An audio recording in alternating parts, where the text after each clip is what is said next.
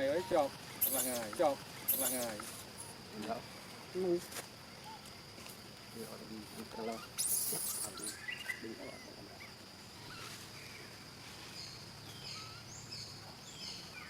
Càng đi bồn.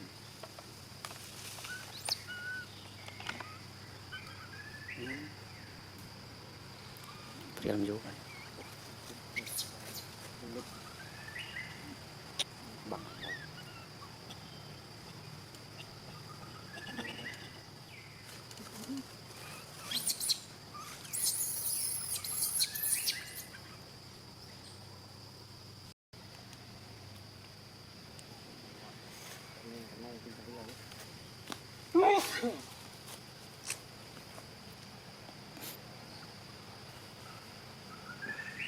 Nhục chứ hả? Kan kamera cho lắm món mùi kia bạn. Ai. Mày ấy chọc là ngài chọc là ngài. Đó. Nu. Đi ở đi càng lo. Đừng có bạn.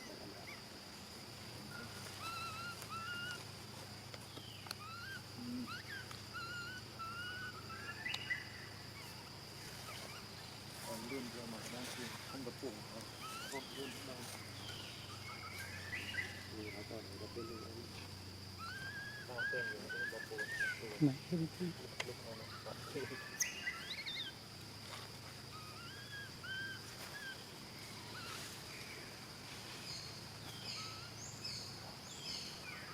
Càng đi bồn.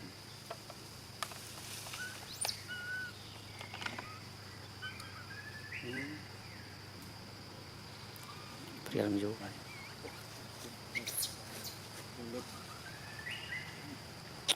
Bằng.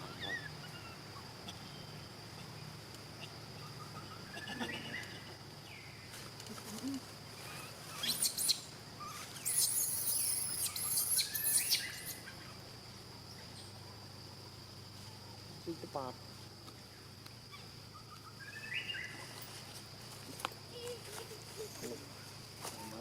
Nó cũng khử đi. Đó, bằng luôn. nó là rốt vào hồn ta. Kia là đây. Hả? Tam cây cho nó. Tam kia làm chi? Ê. Chọc vào đó. Chọc vô nó bán cắt ta mà nè. Với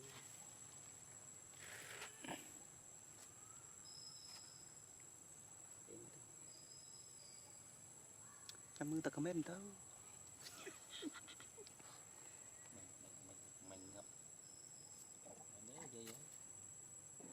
Nè thư đưa mới comment thế. Chứ em cứ ăn lư bị khăm khom đấy. Em trong đây có à. Tao bên ra. Ăn.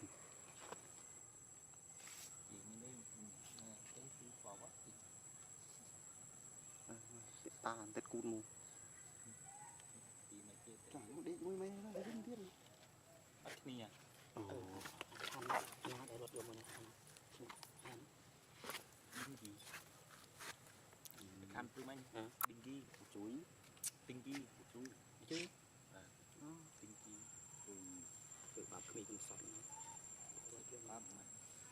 Nó bị ăn kho ra. Anh ấy khám. Phi đủ cái kia nè. Phi đủ ăn kho ra. Nó là ăn kho ra. Để cho anh ấy mấy cái nó chết nó này. Tại vì vô chết trên phiêu quỳnh. Cái này được gì?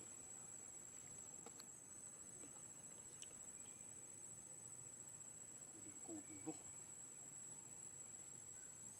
Thì tên càng thiên cho nó.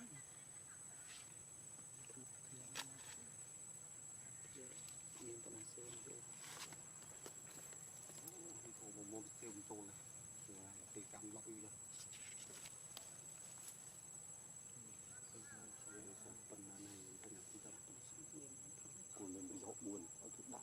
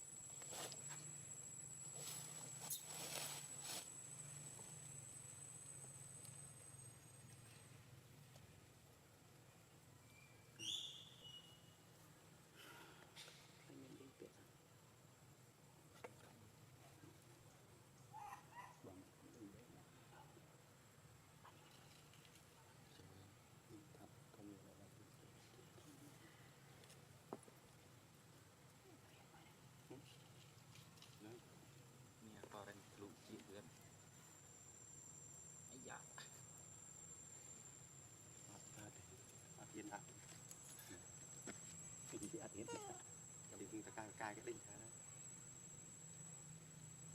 cái cá bần lòng bọn nó bỏ cái liệu từ ti ôi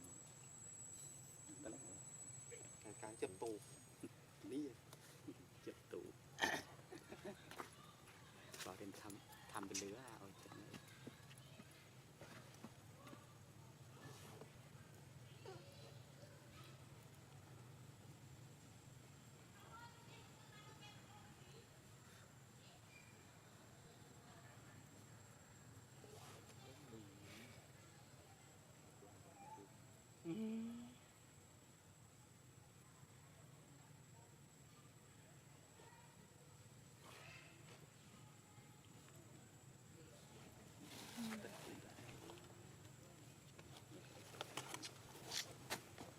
nó tích kết cút được chứ thế ấy ngược đi mà cút lên thằng cút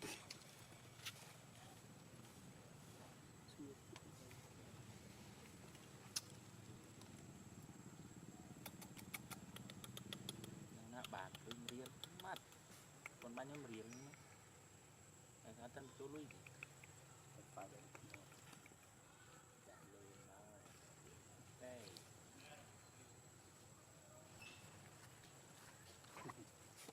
nó bám nhàng nó khó là mà ngay đang chụp tích đấy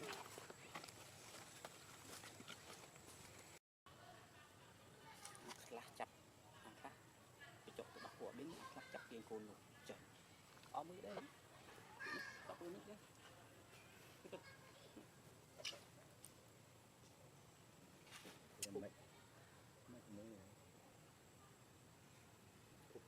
tôi tính chia đặt đi giữa cô đấy tôi cô ba lô mình cũng nhận vay nhà bạn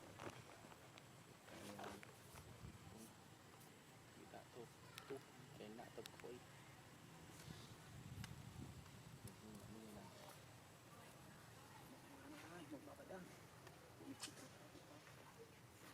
nhiên biết sức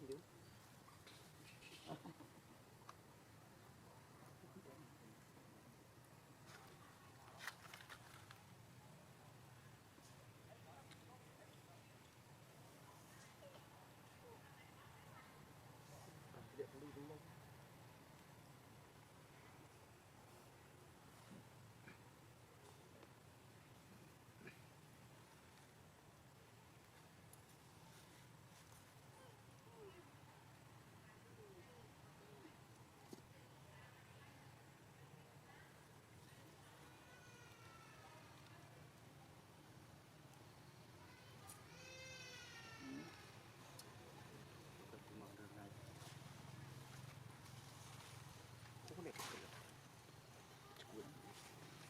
zoom đó zoom đã bong thì nhọn tí cô này nó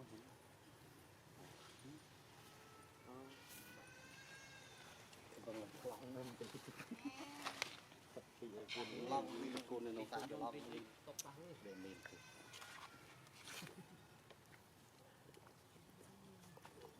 thôi thế chỉ là cái bạn la đây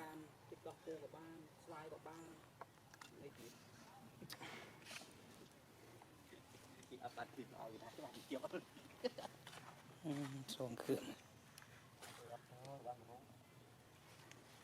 mưa lên để đặt thì tính đặt man mông man khi đây thêm riêng thêm đi ra tí ăn thay đó nó mà nét nó là lòng đấy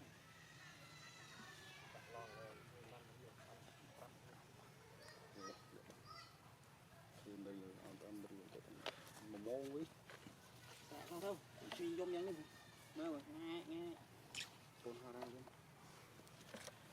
thằng kia này phải sọt mùa đấy thì còn